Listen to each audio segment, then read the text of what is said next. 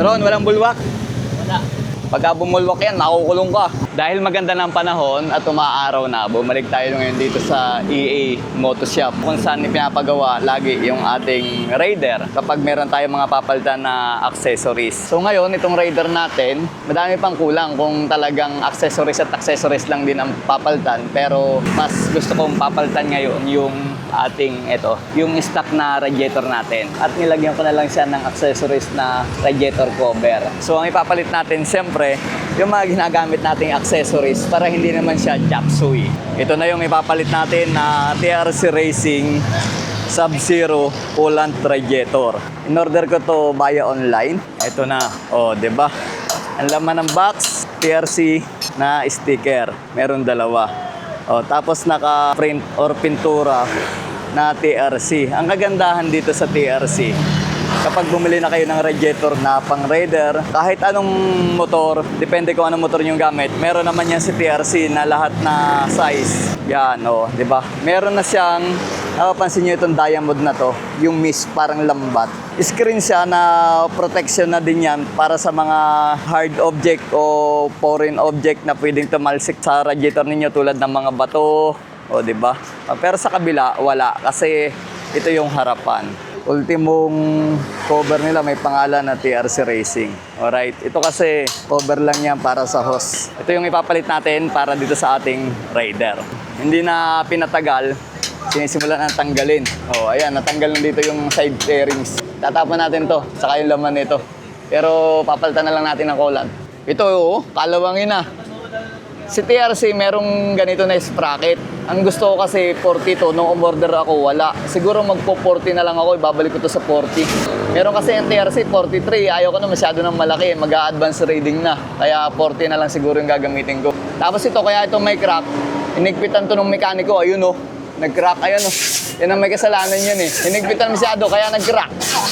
Ito mga boss, nabili ko lang to online. Pero ang purpose naman ito, para wag pumasok yung tubig sa loob. Dahil ang ating, ayun oh, naka-open yan. Mula nang ni-remap yan sa ChargeWorks Racing Team, ganyan yan, maigsi lang yan. The more na maigsi yan, mas malakas. Kaya lumakas yung horsepower nito eh. Pero hindi ka man nagagamit.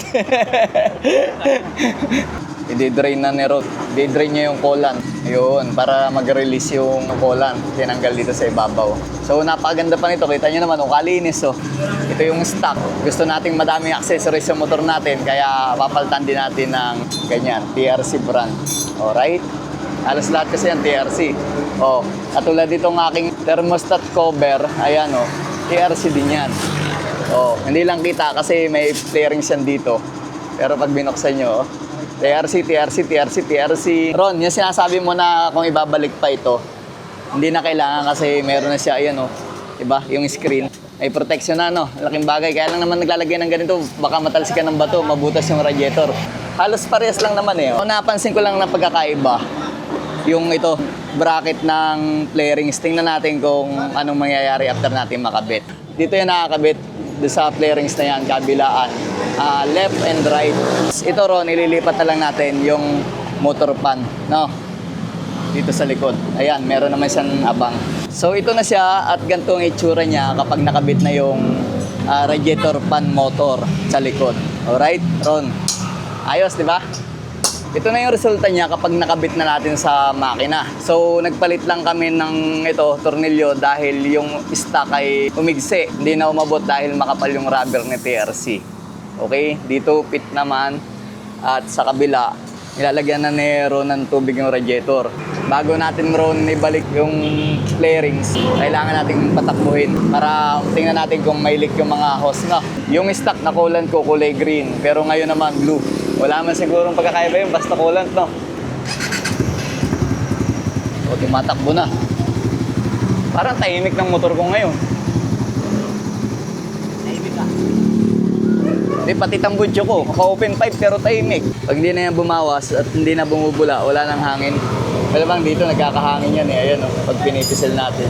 Pero nagsisirculate na yan doon. Ron, walang bulwak? Wala. Walang bulwak yan.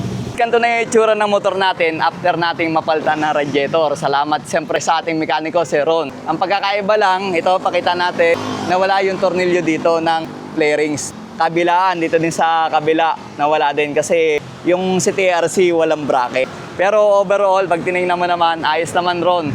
Hindi naman makaka-apekto tong bracket ng layering style. Meron mo yan sa baba at meron din naman yan dito sa taas. So, sa mga gustong magpakabit ng radiator ng TRC, lahat naman ng motor meron silang size.